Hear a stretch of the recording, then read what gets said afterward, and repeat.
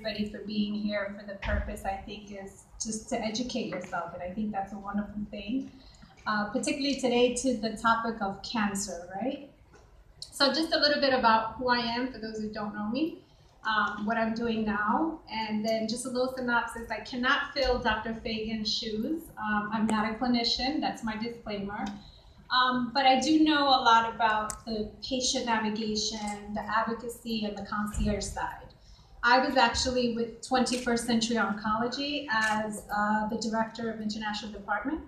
I created the department about a little over 7 years ago.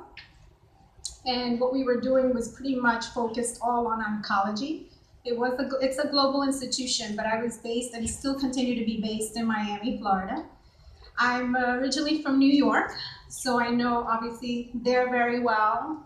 We still have a home there, so we go back and forth from Miami to New York.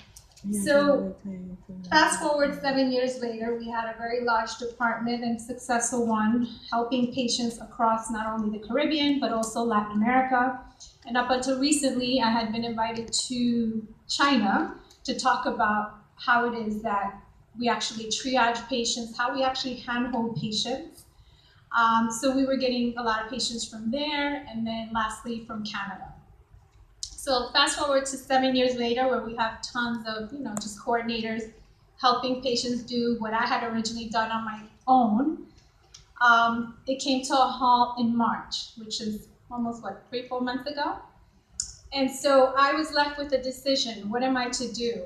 I had helped about a little less than 1,500 patients, literally talking to them, hand-holding them. So what happens, even if I'm not working at an institution, you're still getting calls to help patients. That doesn't stop. So I was faced with either working for another institution or just going on my own. I was very blessed to have many opportunities to go work for other international departments. But I felt the need to be independent, not have any kind of biased decision as to where I'm guiding the patient to.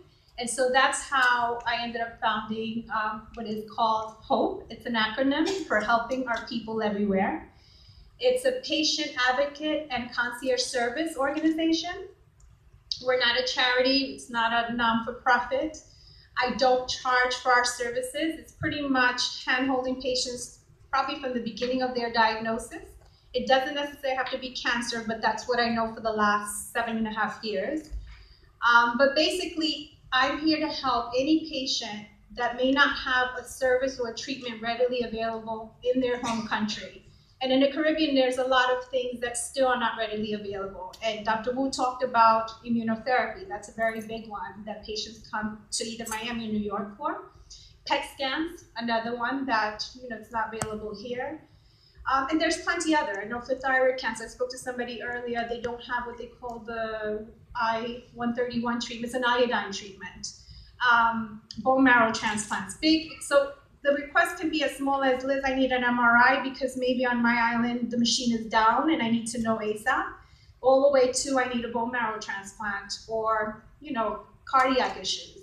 So I've been open now to not only oncology, but basically that's what I do. I'm your point person, not charging for any of this. You just pay your provider whatever it is or your insurance. But I'm that liaison between your insurance, between your family, your local home team doctors, the doctors abroad, making sure everybody's abreast, because as you may know, there's some survivors in the audience, that it's a very scary thing. A diagnosis is just one of those things where, what do I do next? It's just a lot of information. You don't know how to digest it. You don't know what your options are. And at the end of the day, there's always that big factor. How much is this all going to cost? Because now I have to leave Island.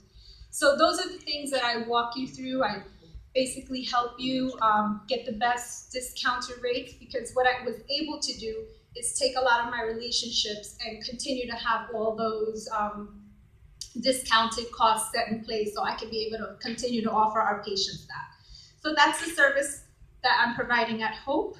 It's not only in New York, but also in South Florida, and if need be in other countries as well. So one thing that's good about, say somebody being diagnosed and there's something available on island that they may not know. They may think they have to go abroad, and that's why part of my job is to know what each island has, what they have to offer, and I'd say, no, there's no need for you for that service because you can go see XY person. or specialist. So that's the kind of knowledge that I like to share with patients.